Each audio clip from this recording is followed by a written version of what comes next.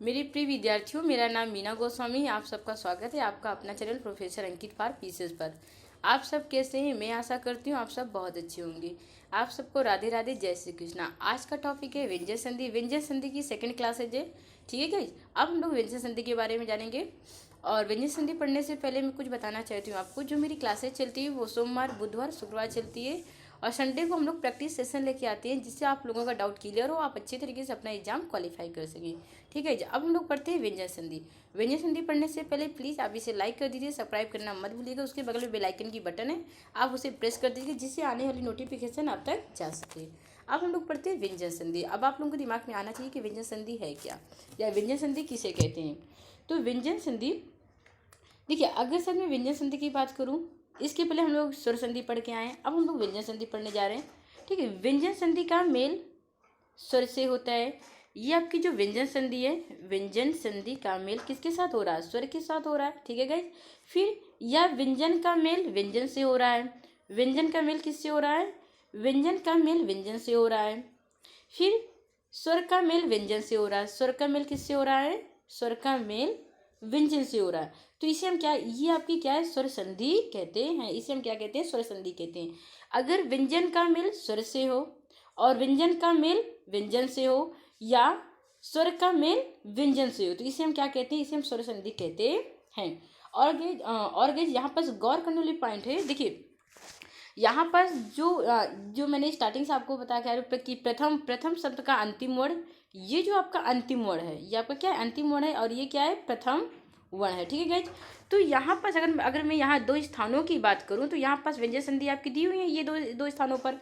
ठीक है। तो यहाँ पर जो व्यंजन संधि तभी दी होंगी जब यहाँ पास कोई भी हलंत होगा। यहाँ पास कोई भी व्यंजन के साथ क्या होगा? हलंत होगा। 90% केस में यहाँ पास आपको हलंत के साथ ये व्यंजन संधि मिलेगी। ठीक है। और जो 10% है, यहाँ पास आपका ये जो आपका दिया हुआ है, ये मतलब स्वर के साथ हलंत नहीं होता। ये तो आपको अच्छी तरीके से पता है। अब ये स्वर कितने होते हैं? स्वर आपके 11 होते हैं। कौन कौन से होते हैं?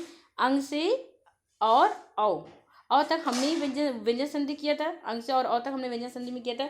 और जो अंग और आहा होते हैं, वे अयोग वा होते हैं, वे व्यंजन संधि के अंदर, वो स्वर संधि के अंदर नहीं होते हैं गाइज। ठीक है। अब यहाँ पास आपकी व्यंजन संधि होगी। ठीक है। यहाँ पास आपकी क्या होगी? व्यंजन संधि होगी। अब हम लोग आते हैं, बात करते हैं। देखिए, हम लोग जब स्वर संधि पढ़े थे तो 11 के अंतर्गत पढ़े थे। 11 स्वर के अंदर ही व्यंजन स्वर संधि पढ़े थे। इसी तरह हम लोग जब व्यंजन संधि पढ़ेंगे, वो किसके अंतर्गत पढ़ेंगे? 33 व्यंजन के अंतर्गत पढ़ेंगे। अब आप लोगों के दिमाग में आना चाहिए कि 33 व्यंजन होते कौन कौन से। जो आपके 33 व्यंजन होते हैं, अगर मैं 33 व्यंजन की बात करूँ, तो यहाँ पास का से लेके हा तक आपके कितने व्यंजन होते हैं? 33 व्यंजन होते हैं। इसी के अंतर्गत हमें व्यंजन संधि पढ़नी है। इसी के अंतर्गत हमें क्या पढ़नी है? व्यंजन संधि पढ़नी है। अब देखिए, जब व्यंजन संधि इसी के अंतर्गत पढ़नी है। अब आपके व्यंजन संधि जो है, ये का वर्ग हो गया, आपका चा वर्ग हो गया, टा वर्ग हो गया, ता वर्ग हो गया, पा वर्ग हो गया। इसे अंतस्थ और व्यंजन, इसी के अंतर्गत हमें व्यंजन संधि पढ़नी है। और विद्यार्थी अगर मुझसे क्वेश्चन करेंगे मैम संयुक्त व्यंजन भी है, द्विगुण व्यंजन होते हैं, तो जो संयुक्त व्यंजन होते हैं आपके, ये जो आपके संयुक्त व्यंजन है और द्विगुण व्यंजन है, तो गाइस ये इसकी संधि नहीं होती है। इसकी संधि नहीं होती है। सिर्फ आपकी अगर संधि होती है तो आपकी एक स्पर्श व्यंजन से स्टार्ट होती है, एक अंतस्थ व्यंजन हो गया, एक ऊष्म व्यंजन हो गया। ठीक है। तो इसे प्लीज़ आप लोग पेन कॉपी लेके इसे नोट डाउन कर लीजिएगा, जिससे आप लोगों को एग्जाम के समय व्यंजन संधि करने में कोई दिक्कत ना हो। अब देखिए, यहाँ पर आप लोगों के दिमाग में होना चाहिए कि जो भी अगर व्यंजन संधि होगी, वो 33 व्यंजन की अंतर्गत होगी। ठीक है। अब देखिए, शुरुआत हम कहाँ से करते हैं। देखिए, जब हम लोग की स्टार्टिंग होती है व्यंजन संधि में, तो हम लोग स्पर्श व्यंजन से शुरुआत करते हैं। स्पर्श व्यंजन आपके कौन कौन से होते हैं? तो आपके दिमाग में होना चाहिए कि स्पर्श व्यंजन जो होते हैं वो का से मा तक होते हैं। ये जो आपके होते हैं, ये स्पर्श व्यंजन होते हैं। स्पर्श व्यंजन कितने होते हैं? तो 25 होते हैं। कितने होते हैं? 25 होते हैं। अब ये जो आपका स्पर्श व्यंजन है, इसका दूसरा नाम क्या है? स्पर्श व्यंजन का दूसरा नाम है वर्गीय व्यंजन। वर्गीय व्यंजन, इसे हम क्या कहते हैं? इसे वर्गीय व्यंजन भी कहते हैं। अब देखिए, इसे हम वर्गीय व्यंजन, स्पर्श व्यंजन का दूसरा रूप क्या है, या दूसरा नाम क्या है? वर्गीय व्यंजन कहते हैं। इसे हम वर्गीय व्यंजन कहते हैं। ठीक है। अब देखिए, यहाँ पास हम कह सकते हैं, अब देखिए, व्यंजन संधि करने से पहले तो आपको वर्णमाला का ज्ञान होना चाहिए। आपको कोई भी संधि करने से पहले आपको वर्णमाला का ज्ञान होना चाहिए। इसलिए अब देखिए, यहाँ पास अगर मैं बात करूँ व्यंजन संधि की, जो आपकी व्यंजन संधि है, हम दो रूप से करते हैं। एक तो आपका हो गया ये का वर्ग, इसे चा वर्ग होगा, चा वर्ग में करेंगे, टा वर्ग में होगा, ता वर्ग में होगा और पा वर्ग में होगा। ठीक है, बाएं से दाईं ओर हम लोग चल रहे हैं। और जो एक आपका होगा ऊपर से नीचे की ओर, कहने का मतलब ये चीजें ऊपर से नीचे की ओर। ठीक है, अब देखिए प्रथम वर्ण का मेल, अगर हम ये कहें, ये आपका प्रथम वर्ण हो गया, इसी तरह आपका द्वितीय वर्ण हो गया, इसी तरह आपका क्या हो गया, द्वितीय वर्ण हो गया। देखिए ये आपका क्या हो गया, प्रथम वर्ण हो गया, इसी तरह आपका द्वितीय वर्ण हो गया, ये आपका तृतीय वर्ण हो गया इसी तरह, और ये आपका चतुर्थ हो गया, और ये आपका क्या हो गया, पंचम हो गया। ठीक है, तो कहने का मतलब ये चीज़ है, अगर हम ये बोलें कि यहाँ पास अगर हम ये बोलें, यदि किसी प्रथम वर्ग का मेल, यदि किसी प्रथम वर्ग का मेल तृतीय वर्ग, चतुर्थ और पंचम से हो, तो आप समझ जाइएगा ये कौन सी संधि है, व्यंजन संधि है। ये कौन सी, ये हम लोग कौन सी संधि की बात कर रहे हैं, व्यंजन संधि की बात कर रहे हैं। ठीक है, अगर कहने का मतलब है ये चीज़ें आप लोग पेन कापी लेकर नोट डाउन कर लीजिएगा कि अगर मैं बात करूं यहाँ पर, अगर शायद प्रथम वर्ण का मेल तृतीय वर्ण से या चतुर्थ वर्ण से या पंचम वर्ण से किसी से भी हो रहा है, तो इसे हम क्या कहते हैं, व्यंजन संधि कहते हैं। ये हमारी व्यंजन संधि होती है। अब अगर मैं बात करूं यहाँ पर कि व्यंजन संधि की परिभाषा जो होती है, आप डिफिनीशन कह लीजिए, इसी तरह से कुछ होती है। अब यहाँ पर जो आपका दिया हुआ है अंतस्थ व्यंजन, क्या दिया हुआ है गाइस, अंतस्थ व्यंजन। अब देखिए अंतस्थ व्यंजन कौन कौन से होते हैं, या होते हैं, रा होते हैं, ला होते हैं, वा होते हैं। उसके बाद फिर हम लोग पढ़ते हैं उस व्यंजन सा और हा। इसको ना हम और भी नाम से कहते हैं। ये जो आपको श्रृंगी व्यंजन कहते हैं, उस व्यंजन को क्या कहते हैं, श्रृंगी व्यंजन कहते हैं। ठीक है, उस व्यंजन को क्या कहते हैं, श्रृंगी व्यंजन भी कहते हैं। कहने का मतलब ये चीज़ है कि आपको व्यंजन संधि करने से पहले आप लोगों को वर्णमाला का ज्ञान होना बहुत जरूरी है। ठीक है, जिससे आप लोगों को करने में आसानी होगी। अब अगर हम बात करें यहाँ पर, अब आइए हम लोग आते हैं अपने पहले नियम में। किसके आते हैं, पहले नियम में गाइस। अब देखिए पहला नियम क्या है, पहला नियम तो हम लोग पिछले क्लासेस में पढ़ ही चुके हैं कि पहला नियम हमने क्या क्या बताया था। अब हम लोग स्टार्ट करते हैं पहला नियम। ये आपका गाइस पहला नियम है। ठीक है, कहने का मतलब ये चीज़ है। अब देखिए यहाँ पर मैंने तो आपको ट्रिक ही लेके आ गई, क्योंकि मैंने आपको समझाया था पिछले क्लासेस में ये ट्रिक। अब अगर यहाँ पास बात की जाए अंतिम वर्ड का, देखिए जो भी आपका, अगर यदि मैं किसी वर्ड की बात करूँ तो किसी वर्ग के पहले वर्ण में का, चा, ता, ता, पा का मेल किसी स्वर से हो, या तो किसी वर्ग के तीसरे वर्ण से हो, या किसी वर्ग के चौथे वर्ण से हो। ठीक है, अब देखिए तीसरा चौथा और ये आपका अंतस्थ, ये आपके कौन कौन से, तो मैं आपको ये बता दूं। यहाँ पर ये आपका तीसरा वर्ण हो गया, ये आपका क्या हो गया, तीसरा वर्ण हो गया, ये आपका चौथा वर्ण हो गया। ठीक है गाइस, ये आपका क्या हो गया, चौथा हो गया, और ये आपका अंतस्थ व्यंजन हो गई। तो प्लीज़ गाइस मैं आपसे बार बार कह रही हूँ, प्लीज़ आप इसे पेन कॉपी लेकर नोट डाउन करते चलिएगा, जिससे आप लोगों को व्यंजन संधि करने में कोई दिक्कत नहीं होगी। आप आसानी से समझ पाएंगे और अच्छे तरीके से कर पाएंगे, और एग्जाम में अच्छा करके आएंगे और अपना एग्जाम क्वालिफाई करके आएंगे। ठीक है गाइज, अब अगर मैं यहाँ पास बात करूँ कि आपका जो तृतीय वर्ण कौन कौन से होते हैं, बताइए तृतीय जो आपके वर्ण होते हैं कौन कौन से होते हैं। तो अभी मैंने बताया क्या है, चौथे वर्ण और अंतस्थ व्यंजन से क्या होता है, होने पर जो वर्ग का पहला वर्ण है, जो वर्ग का पहला वर्ग है उसके तीसरे में परिवर्तन हो जाता है। तीसरे में क्या होता है, परिवर्तन हो जाता है। अब जब ये आपस में मेल करते हैं गाइज, जब ये आपस में क्या करते हैं, मेल करते हैं, तो ये अपने तीसरे वर्ण में परिवर्तन करते हैं। तो का क्या होगा, गा हो जाएगा। ठीक है, इसी तरह आपका चा का क्या होगा, तीसरा वर्ण जा हो जाएगा। टा का तीसरा वर्ण क्या होगा आपका, बताइए क्या होगा, डा हो जाएगा। इसी तरह ता की मैं बात करूँ, ता का क्या होगा गाइज, ता का जो आपका होगा, ता का क्या होगा, दा हो जाएगा। और पा की मैं बात करूं, पा का क्या हो जाएगा, बा हो जाएगा। ठीक है, तो ये मतलब पहले वर्ग में ये तीसरे वर्ग में परिवर्तन हो जाते हैं। ठीक है, अब हम यहाँ पास अगर हम बात करते हैं, अब यहाँ पास क्या दिया है, दिक। अब देखिए, अब यहाँ पास कहने की अगर मैं बात करूँ, अब ये जो होगा, ये ज्यों का त्यों उतर आएगा, जो भी आपको होगा ज्यों का त्यों उतर आएगा गाइस। ठीक है, तो ये आपकी हो गई पहला नियम। अब देखिए इसका थोड़ा उदाहरण कर लेते हैं। इसका हम लोग क्या कर लेते, उदाहरण कर लेते, तो आपको अच्छी तरीके से समझ में आ जाएगा। तो प्लीज़ गाइज आप इसे पेन कापी लेके बैठिएगा, अच्छी तरीके से नोट डाउन करते जाइएगा। देखिए अंतिम वर्ड क्या है आपका, ये अंतिम वर्ड जो आपका यहाँ पास है, अंतिम वर्ड क्या है आपका, ये का हो गया, ठीक है, हलंत के साथ। और ये आपका क्या हो गया, प्रथम वर्ड दा हो गया।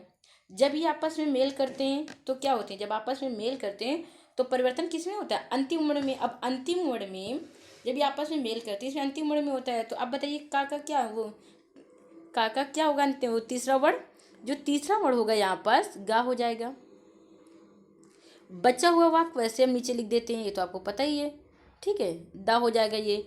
अब ये जो ज्यों का त्यों ही उतर आता है, ज्यों का त्यों ही उतर आता है। अब यहाँ पास अगर मैं बात करूँ, यहाँ पास जब ये आपका दिया हुआ है, जब ये आपस में मेल करती है तो ये जब हलंत हटाते हैं तो ये लड़खड़ा कर गिर जाता है। ये जो दा भैया होते हैं वो कहते हैं भैया हमें सहारा दे दीजिए, तो ये कहते हैं परेशान मत हो, मैं आपको सहारा दे दूंगा। जब ये सहारा दे देते हैं तो ये क्या बन जाता है, दिग्दर्शन। क्या बन जाता है गाइज, दिग्दर्शन। क्या बन जाता है, दिग्दर्शन। तो ये आपका पहला नियम हो गया है। तो प्लीज़ गाइज आप लोग इसे प्रैक्टिस करते जाइएगा, जिससे आप अच्छी तरीके से व्यंजन संधि कर पाएंगे। अब अगर मैं बात करूँ यहाँ पर दूसरे नियम की, अगर मैं बात करती हूँ यहाँ पर किसकी, दूसरे नियम की। अब देखिए आपका दूसरा नियम क्या कहता है, ठीक है, ये तो मतलब पहला नियम हो गया। अब मैं दूसरे नियम की बात करती हूँ। पहले वर्ग के पहले वर्ण का पांचवें वर्ण में परिवर्तन। अब देखिए यहाँ पास आप ये समझिए थोड़ा सा डिफिनीशन, एक मिनट, हाँ, वर्ग के पहले वर्ण का पांचवें वर्ण में परिवर्तन, मतलब पहले वर्ग में किस में परिवर्तन हो रहा है, पांचवें वर्ण में हो रहा है। अब देखिए यदि किसी वर्ग के पहले वर्ण कौन कौन से होते हैं आपकी, वो का, चा, टा, ता, पा, का मेल किसी पंचमा, ये पंचमा है गाइज, पंचमा अक्षर है, ठीक है, ये आपका क्या है, पंचमा अक्षर है, टाइपिंग एरर हो गई यहाँ पास, ठीक है। तो पंचमा अक्षर वर्ण वस्तुतः केवल ना और माँ से हो तो उसके स्थान पर उसी वर्ग के पांचवा आपका अंगा हो गया, इया हो गया, आड़ा हो गया, ना हो गया, माँ में हो जाता है। अब गाइस देखिए यहाँ पर जो वस्तुतः केवल की बात की गई है, ना और माँ में, ना और माँ में की गई है। आप लोगों की बुक में भी ना और माँ ही दिया होता है, ठीक है। तो यहाँ पर अगर मैं बात करूँ, यहाँ पर देखिए पंचमा अक्षर कौन कौन से होते हैं आपके, अंगा होता है, इया होता है, आड़ा होता है, ठीक है गाइस, क्या होते हैं, आड़ा होते हैं, और आपका ना होता है, माँ होता है। अगर शायद ये मैं पंचमा अक्षर की मैं बात करूँ, देखिए ये जो आपके तीन वर्ड होते हैं, ये आपके, देखिए आप यहाँ पास गौर करिएगा, ये जो आपके तीन वर्ड होते हैं, क्या होते हैं, तीन वर्ड होते हैं, अंगा, इया, आड़ा, ठीक है। इनमें देखो, इनसे हिंदी भाषा के अंदर, अगर मैं हिंदी भाषा के अंदर की मैं बात करूँ, हिंदी भाषा के अंदर किसी भी शब्द की शुरुआत नहीं होती है। अगर देखिए आप कोई भी शब्द लिखिए, इनकी शुरुआत नहीं होती है, मतलब जो स्टार्टिंग होती है इससे कहाँ होती है, इससे शुरुआत नहीं होती है। लेकिन अगर शायद बात किया जाए, ये हमारे पंचमा अक्षर में भी शुरुआत में या तो ना या से माँ से होती है। अगर आप कोई भी शब्द लिखिए, जैसे नाना हो गया, मामा हो गया, तो अगर इनकी शुरुआत नहीं होती है। कहने का मतलब ये चीज़ है कि इनमें हिंदी भाषा के अंदर किसी भी शब्द की शुरुआत नहीं होती है, किनसे, ये आपका अंगा, इया और आड़ा, ठीक है। अगर मैं इसकी बात करूँ, ना और माँ से होती, इसीलिए किताब में दिया होता है ना और माँ, किसी भी वर्ण का आप अगर बुक उठाइए तो मतलब जो भी पहले वर्ण के होते हैं वो किस में मेल करते हैं, या वो ना और माँ में, ठीक है गाइज। तो इसे आप लोग नोट डाउन कर लीजिएगा। एक बार फिर से मैं समझा दे रही हूँ। कहने का मतलब ये चीज़ है, अगर मैं पंचमा अक्षर की बात करूँ, आपका जो पंचमा अक्षर कौन कौन से होते हैं, अंगा होते हैं, इया होता है, आड़ा होता है, और ना होता है, और माँ होता है, ठीक है, ये आपके पंचमा अक्षर होते हैं। लेकिन अगर संधि की अगर मैं बात करूँ तो ना और माँ का, लोग जो बुक में दिया हो कि पहले वर्ण का मेल ना और माँ से हो तो उसमें जो भी पांचवा वर्ण में परिवर्तन होता है तो वो क्या इसमें होते हैं, ठीक है। तो यहाँ पास अगर मैं बात करूँ हिंदी, अगर बात करूँ हिंदी भाषा के अंदर किसी भी शब्द की शुरुआत नहीं होती, मतलब किसी भी शब्द की शुरुआत इया अंगा, इया, आड़ा से नहीं होती, शुरुआत की बात कर रहे हैं, ठीक है, शुरुआत नहीं होती है, ना और माँ से होती है, ठीक है, ये आपका हो गया। अब देखिए यहाँ पास अगर शायद बात की जाए, यहाँ पास जो बोला है, अभी हम लोग थ्योरी पढ़ के आए, देखिए यहाँ पर थ्योरी हमारी क्या कह रही है कि, एक मिनट गाइज, ये तो हमारी थ्योरी कर रही है, यदि किसी वर्ग के पहले वर्ण, ये आपका किसी वर्ग का पहला वर्ण दिया हुआ है, का मेल किसी पंचमा अक्षर वस्तुतः केवल ना और माँ से हो, तो पंचमा अक्षर आपके कौन कौन से होते हैं, अभी अभी मैं बता के, अंगा हो गया आपका, ठीक है, और आपका इया हो गया, आड़ा हो गया, ना हो गया और माँ हो गया, ये आपका पंचमा अक्षर हो गया, ठीक है, का मेल अगर इनके साथ होता है, ठीक है, इनके साथ होता है, तो इनसे जो विकास, जो भी इनसे परिवर्तन होते हैं, तो किस में होते हैं, उसी पंचमा अक्षर में हो जाते हैं, उसी वर्ण में हो जाते हैं। अब देखिए का क्या होगा, उसी में पंचमा अक्षर में हो जाते हैं, ठीक है, का क्या होगा आपका, अंगा हो जाएगा, नोट डाउन कर लीजिएगा, जा का क्या होगा, इया हो जाएगा गाइज, टा का क्या होगा, आड़ा हो जाएगा, और ता का क्या होगा, ना हो जाएगा, और पा का क्या होगा, माँ हो जाएगा, ठीक है। कहने का मतलब ये चीज़ गाइज कि अगर शायद का अगर आपके पहले वर्ण का मेल किसी पंचमा अक्षर से होता है, तो उसी पंचमा अक्षर में क्या होते, परिवर्तन हो जाते, अंतिम वर्ण में क्या होते, पंचमा अक्षर में परिवर्तन आ जाता है।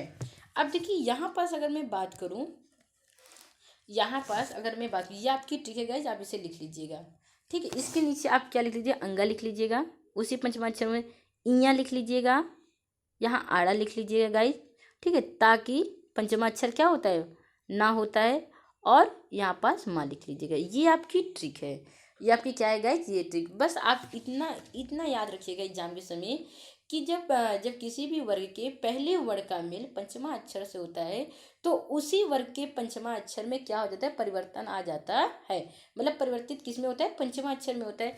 जैसे यहाँ पास अगर मैं बात करूँ आपसे, वक धन मैं, देखिए वक धन मैं, इसका अंतिम वर्ण क्या है, अगर मैं इसका अंतिम वर्ण की बात करूँ, इसका अंतिम वर्ण क्या है, का है आपका, इसका अंतिम वर्ण धन, ये आपका क्या है, माँ। अभी अभी हमने बताया है कि अगर नाम मतलब पंचमा अक्षर में वो क्या होता है, मेल होता है, तो उसका जो परिवर्तन होता है, तो उसी के पंचमा अक्षर में होता है, तो गा का पंचमा अक्षर क्या होता है, बताइए जल्दी से, अंगा होता है, ठीक है। बचा हुआ वाक हम नीचे उतार देते हैं, बचा हुआ वाक क्या करते हैं, नीचे उतार देते हैं, ठीक है, धन। अब ये जो आपका ज्यों का त्यों उतर आएगा, मैंने ये चीज़ कहा, ये जो आपका होगा, ये ज्यों का त्यों उतर आएगा, जो भी होगा यहाँ पास मैं। अब देखिए यहाँ पास अगर मैं बात करूँ, ये देखिए अब हम ये वाक्य को पूरा करते हैं, ये वाक्य को क्या करते हैं, पूरा करते हैं, जब ये वाक्य को पूरा करते हैं हम, तो वांग मैं। अब बच्चे इसे क्या पढ़ते हैं, वांड मैं पढ़ते हैं, नहीं, इसको हम वांग मैं पढ़ते हैं, क्या पढ़ते हैं, वांग मैं पढ़ते हैं, क्या पढ़ते हैं, वांग मैं, ठीक है। वांग ये जो होती है, ये अंग बिंदी में चली जाती है, ठीक है गाइस, ये जो होती है बिंदी में चली जाती है, तो इसको हम लोग पढ़ते हैं वांग मैं।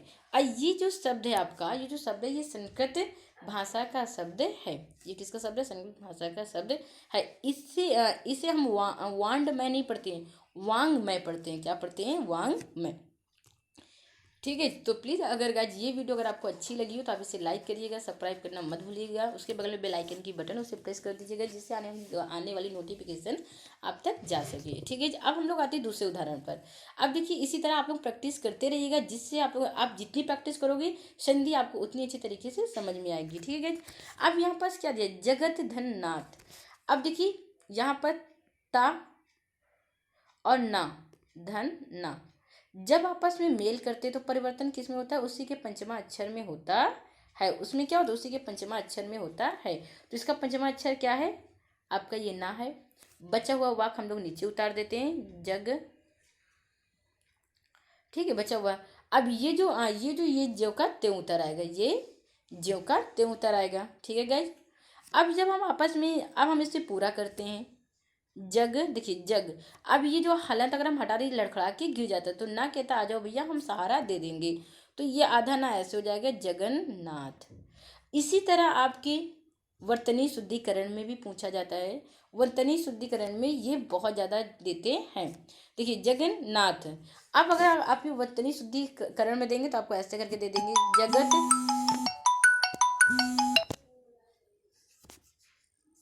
अब अगर शायद मैं मतलब की बात करूँ यहाँ पर, देखिए अब आपकी जो वर्तनी शुद्धिकरण में कैसे पूछते हैं। वर्तनी शुद्धिकरण में आपका आ जाएगा ये हमारा, एक मिनट का, हाँ ये ऐसे करके पूछेंगे। देखिए आपका ये अंतिम वर्ड हो गया, अंतिम वर्ड ता दिया हुआ है और ना दिया हुआ है, प्लस ये आपस में मेल करते हैं। तो परिवर्तन किस में होता है, ना कि पांचवें अक्षर में होता है, पंचमा अक्षर में होता है, तो ना हो जाएगा। बचा हुआ वाक्य हम लोग नीचे लिख देते हैं जग, ठीक है। अब देखिए ये जो आपका है वो ज्यों का त्यों ही लिख देते हैं, ये तो आपको पता है ज्यों का त्यों लिख देते हैं। अब हम ये वाक्य को पूरा कर रहे हैं, जगन। अब ये जो हलंत लगा हुआ है आपके नीचे, ये इसको हटा, ये लड़खड़ा के गिर जाता है, तो ये सहारा देने आ जाता है। ये सहारा देने क्या करता है, आ जाता है। तो ये जब ये सहारा दे देता है तो ये आप आपस में आके ऐसे मिल जाते हैं, जगन्नाथ, ठीक है।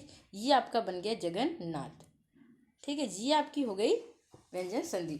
अब देखिए ये जो आपकी व्यंजन संधि तो है ये। अब देखिए वर्तनी शुद्धिकरण में ये आप लोगों को एग्जामिनर दे देता है, कैसे देगा आपको, ऐसे करके दे देगा आपको जगत नाथ करके, ऐसे भी दे देगा आपको जगत धननाथ, ऐसे भी दे देगा आपको। लेकिन अगर शायद आपको व्यंजन संधि अच्छी तरीके से आप पढ़ें और विसर्ग संधि आप लोग अच्छी तरीके से पढ़ लेंगे तो आप लोगों को वर्तनी शुद्धिकरण में दिक्कत नहीं होगी, ठीक है गाइज। इसी तरह आपको ऐसे दे देंगे, अगर शायद आपको व्यंजन संधि अगर आप अच्छी तरीके से पढ़ें तो आप बहुत अच्छी तरीके से कर पाएंगे, ठीक है। तो ऑप्शन कौन सही होगा, ये आपका सही होगा। वर्तनी शुद्धिकरण की बात कर रहे हैं हम। अब यहाँ पास आते हैं। अब देखिए कहने का मतलब, अगर शायद मैं व्यंजन संधि की अगर मैं बात करूँ तो यहाँ पास, तो अगर मैं बात करूँ तो यहाँ पास दो ही कंडीशन है। लेकिन और जो हमारी विशेष व्यंजन संधि की विशेष नियम है, मैं उसकी थोड़ी सी बात करूँ। जैसे आपका छा से संबंधित हो गया, माँ से संबंधित हो गया, ता से संबंधित हो गए, तो ये सब के बारे में हम लोग के पढ़ने हैं। लेकिन अगर मैं इंपॉर्टेंट की अगर मैं बात करूँ तो सिर्फ दो ही थे आपकी, ये प्रथम, ये जो मैंने आपको फर्स्ट नियम बताए हैं और सेकेंड नियम, ठीक है, ये आपका फर्स्ट। लेकिन बस और व्यंजन संधि में और कुछ है जो छा वर्ग से, जो आपकी छा वर्ग से रिलेटेड है और माँ वर्ग से और ता वर्ग से, तो इनको भी हम लोग पढ़ लेते हैं, ठीक है। अब हम लोग आते हैं अपने ये आपका दिया हुआ है कि व्यंजन संधि के कुछ विशेष नियम, व्यंजन संधि के कुछ विशेष नियम। अब हम लोग पढ़ते हैं कुछ विशेष नियम कैसे हैं, यही हमारे विशेष नियम है। अब आइए पढ़ते हैं हम लोग इसको। छा से संबंधित नियम, किसी भी ह्रस्व। अब ये जो, अच्छा ये बताइए मुझे ह्रस्व स्वर कौन कौन से होते हैं। मैंने आपको पिछली क्लासेस में बताया क्या है, ह्रस्व लघु मतलब छोटे, लघु मतलब क्या होते हैं, छोटे। तो आप मुझे ये बताइए ह्रस्व स्वर कौन कौन से होते हैं। जो आपके ह्रस्व स्वर होते हैं गाइज, वे आपके कौन कौन से होते हैं, आ होता है, ई होता है और उ होता है, ठीक है गाइज, ठीक है। तो ये आपके क्या हो गए, ह्रस्व स्वर हो गए। ह्रस्व स्वर या आ का मेल छा से होता है, किससे हो रहा है गाइज, छा से हो रहा है। से होने पर छा से पहले चा जोड़ दिया जाता है। तो ये चीज़ तो आपके दिमाग से सर से गुजर गया होगा कि मैम ये क्या बोल रहा, मुझे नहीं समझ में आ रही। तो चलिए मैं आपको इसकी ट्रिक बता दे रही हूँ, जिससे आप अच्छी तरीके से समझ पाएंगे, ठीक है। अब देखिए यहाँ पर जो क्या कह रहा, यहाँ पास वही चीज़ बोला कि अगर, एक मिनट गाइज, हाँ, छा से संबंधित देखिए किसी भी ह्रस्व, ये आपका ह्रस्व हो गया। अभी मैंने बताया क्या है कि ह्रस्व कौन कौन से होते हैं, आ होता है, ई होता है और उ होता है, ठीक है। का मेल छा से हो रहा है, किससे हो रहा है, छा से हो रहा है। होने पर छा से पहले चा जोड़ दिया जाता है। अब जब ये आपस में परिवर्तन करते हैं गाइज, कहने का मतलब ये चीज़ है कि ये जब ह्रस्व स्वर या आ का मेल छा से होता है तो इससे तीसरे शब्द का निर्माण होता है। कहने का मतलब ये चीज़ है, अगर मैं ये कहूँ कि दो प्राणी जब आपस में मिलते हैं, जब दो प्राणी आपस में मिलते हैं तो तीसरे प्राणी का क्या होता है, जन्म होता है। तो उसी तरह ये समझ लीजिए ये दो प्राणी हैं, ये जब आपस में मिल रहे हैं तो तीसरे प्राणी का जन्म दे रहा है। वो तीसरा प्राणी कौन सा है, चा है। वो तीसरा प्राणी कौन सा है, चा है। बात समझ में, आप इसे ऐसे याद कर लीजिए क्योंकि ये थोड़ा से हटके, अब इसे थोड़ा आप ऐसे ऐसे याद कर लीजिए। जब कोई ह्रस्व स्वर का मेल छा वर्ग से होता है, तो छा वर्ग की जब इसका निर्माण होता है, जब इसका निर्माण होता है तो किसका होता है, चा वर्ग का होता है।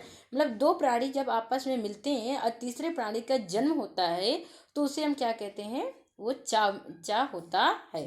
ठीक है, तो यहाँ पास आप इसे ऐसे भी समझ सकते हैं। अब अगर मैं यहाँ पास बात करूँ तो ये आपकी ट्रिक हो गई, तो आप प्लीज़ आप इसे लिख लीजिएगा, जिससे आप अच्छी तरीके से कर सकेंगे कि ह्रस्व स्वर का मेल या आ का मेल किसी छा के साथ होता है, तो उससे जो नए शब्द का निर्माण होता है, तो वो नया शब्द कौन सा होता है, चा होता है। वो कौन सा होता है, चा होता है। तो गाइस ये ट्रिक आप लिख लीजिएगा, बस आप ट्रिक लिख लीजिएगा, अच्छी तरीके से आप प्रैक्टिस करते जाइएगा, ये सब आपके दिमाग में सेट हो जाएगा। तो आपको संधि करने में, चाहे वो स्वर संधि हो या व्यंजन संधि हो, चाहे विसर्ग संधि होगी, तो आपको करने में कोई दिक्कत नहीं होगी। आप सिर्फ एक ट्रिक को आप पढ़ने के बाद एक ट्रिक के एक कॉपी में लिख लीजिएगा, एक पन्ने पर, आप उसमें रिवीजन कर लीजिएगा। एग्जाम के समय एक दिन पहले आप पढ़ लीजिएगा, आराम से आप कर लीजिएगा, आपको व्यंजन संधि या स्वर संधि पढ़ने में कोई दिक्कत नहीं होगी। ठीक है, तो ये ट्रिक आप लिख लीजिएगा। अब देखिए यहाँ पास अगर मैं बात करूँ, और जो भी इधर का भाग ज्यों का त्यों उतर आएगा। ठीक है गाइस, ज्यों का त्यों उतर आएगा। अब देखिए यहाँ पास जो दिया हुआ है कि देखिए यहाँ पास स्वच्छंद, यहाँ पास क्या दिया है, स्वच्छंद। अब देखिए यहाँ पास वर्ड, इसका अंतिम वर्ड क्या क्या होगा, तो आप कहोगे नहीं मैम इसमें इसका अंतिम वर्ड क्या होगा, आ हो जाएगा, क्योंकि वर्ड के अंदर भी दो होते हैं, एक स्वर होता है, एक आपका व्यंजन होता है, एक स्वर होता है। ठीक है, तो स्वर का ये अंतिम आ हम ले लेंगे प्लस छा, ये क्या हो जाएगा, छा। जब ये आपस में मेल करते हैं तो तीसरे व्यक्ति का निर्माण होता है, वो तीसरा व्यक्ति कौन है, चा है आपका। ठीक है, तीसरा कौन है, चा। अब ये जो आपका बचा हुआ वाक्य ज्यों का त्यों लिख देंगे हम, छा। अब ये जो आपका वाक्य है, इसे हम क्या करेंगे, ऐसे हम लिख देंगे, क्या करेंगे, इसको हम ऐसे करके लिख देंगे। ठीक है गाइज, ये अब जब ये आपस में मेल करेंगे, ये सब आपस में क्या करेंगे, मेल करेंगे, तो क्या वो इससे जो इसका जो निर्माण होगा क्या होगा, जब ये आपस में मेल करेंगे, आपस में जब पूरा वाक्य, अब इनका पूरा वाक्य क्या होगा, छा। अब अगर यहाँ से हलन हटाते हैं तो ये बगल वाले भैया क्या क्या करते हैं, सहारा दे देते हैं, तो ये आपका बन गया स्वच्छंद, स्वच्छंद क्या बन गया गाइज, स्वच्छंद। ठीक है जी, आपका क्या बन गया, स्वच्छंद। ठीक है जी, तो ये आपके, अब आइए हम दूसरा उदाहरण कर लेते हैं, जिससे आप लोगों को और अच्छे तरीके से समझ में आ गया। अब देखिए यहाँ पर अगर मैं बात करूँ अनु, ये क्या दिया हुआ है, अनु, ये ऊ हो गया, इसका अंतिम वर्ड क्या हो गया, ऊ हो गया, प्लस अब ये छा हो गया, ये क्या हो गया, छा हो गया। जब ये आपस में मेल करते हैं तो तीसरे व्यक्ति का निर्माण होता है, तीसरे शिशु का निर्माण, तो वो शिशु कौन सा है, आपका चा है। बचा हुआ वाक्य वैसे हम लिख देते हैं, बचा हुआ वाक्य क्या करते हैं, लिख देते हैं। अब ये जो छेद है, ज्यों का त्यों लिख देते हैं, हमने ये चीज़ कहा, ज्यों का त्यों लिख देते हैं। ठीक है गाइस, अब हम ये वाक्य को पूरा करते हैं, ये वाक्य को हम क्या करते हैं, पूरा करते हैं। ठीक है, जब ये वाक्य को हम पूरा करते हैं तो ये क्या, ये मतलब क्या होता है, जब ये वाक्य को पूरा करते हैं हम, तो यहाँ पास क्या हो जाएगा, अनु। अब ये जो चा दिया हुआ है आपका गाइज, अब देखिए उसी परिवार का है, उसी परिवार का है, तो जब कोई भी चीज़ उसी परिवार में लिखा होता है, तो हम क्या करते हैं, इसको हम आधा कर देते हैं, क्या कर देते हैं, आधा कर देते हैं। तो ये आपका हो गया अनुच्छेद। गाइज ये आपका क्या हो गया, अनुच्छेद। ठीक है गाइज, अब हम लोग आते हैं, अगर आपको कोई भी दिक्कत हो तो आप प्लीज़ आप मुझे कमेंट बॉक्स में लिखिएगा, मैं दोबारा आपको समझा दूंगी। इसी तरह आप करिएगा, मैं आपको क्वेश्चन दे रही हूँ, परिधन छेद का करिएगा, आप इसे नोट डाउन कर लीजिए, और एक आप विधन छेद का करिएगा, कमेंट बॉक्स में करके मुझे बताइएगा। ठीक है, इसकी आप संधि विच्छेद करके आप मुझे बताइएगा। अब अगर यहाँ पर मैं बात करती हूँ, तीसरे क्वेश्चन में आती हूँ मैं, यहाँ पर माँ से संबंधित नियम अब हम लोग पढ़ लेते हैं। किससे संबंधित, माँ से संबंधित नियम हम लोग पढ़ लेते हैं। यदि माँ का मेल का से हो, देखिए अब यहाँ पर जो माँ का मेल किससे हो रहा, का से हो। यदि माँ का मेल का से माँ तक के हो, मतलब का से माँ तक से हो, कहने का मतलब ये चीज़ है जो आपका स्पर्श व्यंजन है। ठीक है, तक से किसी भी व्यंजन से हो तो माँ उसी वर्ग के पंचमा अक्षर, पंचमा, ये पंचमा गलत हो गया, पंचमा अक्षर या अनुस्वार में बदल जाता है। कहने का मतलब गाइज ये चीज़ है, देखिए आपका फिर ये जो आपकी डिफिनेशन है वो सर से ऊपर से गुजर गई है। ठीक है, अब हम लोग ट्रिक में आ जाते हैं अपने, जो हम लोग की ट्रिक है। अब देखिए यहाँ पास क्या क्या बोल रहा है, देखिए यहाँ पास ये क्या कह रहा था, यहाँ पास जो यदि माँ का मेल, ये आपका माँ दिया हुआ है, का मेल का से माँ तक हो। अब देखिए का से माँ तक हो, ये आपकी का से माँ तक का, ये आपका का वर्ग हो गया, ये आपका क्या हो गया, का वर्ग हो गया, चा वर्ग हो गया। ठीक है गाइज, चा वर्ग के बाद आपका टा वर्ग हो गया, आप समझ जाइएगा वर्ग की बात कर रहा है। ठीक है, और ये आपका ता वर्ग हो गया, और ये आपका पा वर्ग हो गया। कौन सा वर्ग हो गया, पा वर्ग। ठीक है गाइज, ये आपका पा वर्ग हो गया। ठीक है, स्पर्श व्यंजन कौन कौन से होते हैं, वही का से माँ तक। ठीक है, अगर मेल होता है, अगर इनमें आपस में क्या होता है, मेल होता है, तो कहने का मतलब उसी के पंचमा अक्षर में, उसी के पंचमा अक्षर में क्या होता है, परिवर्तन हो जाता है। ठीक है, उसी के पंचमा अक्षर में। अब जो भी अब ये जैसे यहाँ पास का की बात करेंगे तो इसी का पंचमा अक्षर क्या हो जाएगा, पंचमा अक्षर में क्या क्या हो जाएगा, परिवर्तन हो जाएगा। तो का पंचमा अक्षर क्या होगा, का पंचमा अंगा हो जाएगा। ठीक है, इसी तरह चा का पंचमा अक्षर क्या होगा, इया हो जाएगा। टा का पंचमा अक्षर क्या क्या होगा गाइज, आड़ा हो जाएगा। ठीक है, ता का क्या होगा, ना हो जाएगा। माँ का क्या होगा, पा का पंचमाक्षर क्या होगा, माँ होगा। तो उसी में क्या होता है, तो यहाँ पास क्या बोला है कि व्यंजन से हो तो माँ उसी वर्ग के पंचमा अक्षर में क्या होता है, परिवर्तन हो जाता है। अब अगर गाइज मैं यहाँ पास बात करूँ, यहाँ पास अगर शायद मैं अब अगर गाइज मैं यहाँ पास बात करूँ, देखिए समधन कलन, समधन कलन। अब देखिए यहाँ पास माँ दिया हुआ है आपका, ये जब आपस में मेल करेंगे तो का वर्ग का पंचमा अक्षर क्या होता है, अंगा होता है, यही होता है अंगा। ठीक है, इसी में परिवर्तन को मतलब अंतिम में परिवर्तन हो जाएगा। बचा हुआ वाक्य जो का त्यों हम लिख देते हैं, बचा हुआ वाक्य ये हमने लिख दिया, जो भी बचा हुआ है। फिर ये आपका ज्यों का त्यों उतर आता है, मैंने ये चीज़ कहा था, ज्यों का त्यों उतर आता है, ज्यों का त्यों उतर आता है। ठीक है जी, अब देखिए कलन। अब हम ये वाक्य को पूरा करते हैं, अब हम ये वाक्य को क्या करते हैं, पूरा करते हैं। सम, अब देखिए कहने का मतलब ये चीज़ है, अगर शायद ये वाक्य को हम पूरा करेंगे तो आप ऐसे ही करोगे क्षण कलन। तो आप लोग क्या पढ़ते हो कि क्षण कलन, ये चीज़ पढ़ते हैं आप, क्षण कलन नहीं, इसे क्षण कलन नहीं पढ़ते हैं, इसे हम लोग क्या पढ़ते हैं, क्षण कलन। अब देखिए कहने का मतलब ये चीज़, उसी परिवार का बंदा, उसी मतलब उसी परिवार के लोग, मतलब उसी परिवार का कोई भी व्यक्ति हो तो ये जो आपका पंचमा अक्षर होता है वो बिंदी में चला जाता है।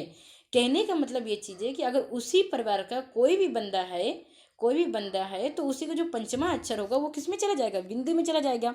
तो यहाँ पास क्या हो जाएगा, संकलन, संकलन। ठीक है गाइज, संकलन। ठीक है, तो हम लोग इसे संकलन नहीं पढ़ते हैं, हम इसे क्या पढ़ते हैं, संकलन पढ़ते हैं। ये हो गया आपका। इसी तरह मैं बात करूँ, यहाँ पर दिया हुआ है सम धन गति। अब जब ये आपस में मेल करते हैं, जब ये आपस में क्या करते हैं, मेल करते हैं, तो इसी के पंचमा जो गा का पंचमा अक्षर है वो अंतिम वर्ण में क्या होता है, परिवर्तन हो जाता है।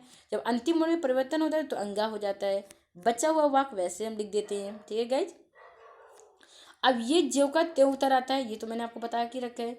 अब ये वाक्य को आप पूरा कर दीजिए, ये वाक्य को क्या कर दीजिए, पूरा कर दीजिए। क्षण गति, तो आप क्या पढ़ोगे, क्षण गति पढ़ोगे, नहीं क्षण गति नहीं पढ़ते हैं, क्षण गति नहीं पढ़ते हैं। ठीक है गाइज, हम लोग संगति पढ़ते हैं, क्या पढ़ते हैं, संगति।